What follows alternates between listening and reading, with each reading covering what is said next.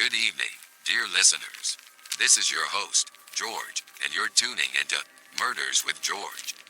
Tonight, I am going to recount a story that manages to shroud itself under the thick blankets of horror, mystery, and dread, reaching into the very recesses of your nightmares. This one, dear friends, concerns a sadistic killer known by the daunting title, the Reverend of Despair. The Reverend was not a man of God, but a man of terror.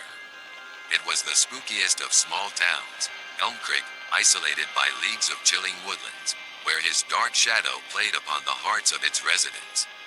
Known as Reverend Thomas during the day, this outward religious man seemed ordinary, but when night fell, he transformed into something from the deepest bowels of horror.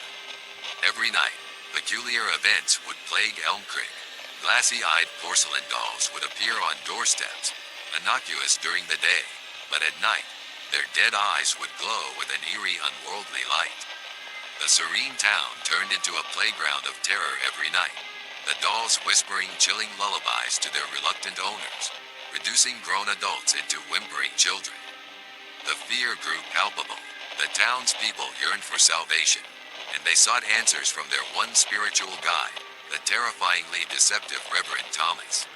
Oblivious to his dual life, they found solace in his soothing promises of protection, not knowing he was the puppeteer of their torment. The horrifying climax of this spine-chilling tale unfurled on a stormy night, when a villager discovered the true identity of the sadistic Reverend of Despair. The brave soul, driven by desperation or perhaps unwavering courage, decided to confront his mortal enemy, not knowing if he would embrace daylight ever again. The Reverend, faced with his unveiling, released his grotesque final creation. A horrid monster of porcelain and flesh, the amalgamation of his victims, with whispers of their prayers and screams etched in every crack.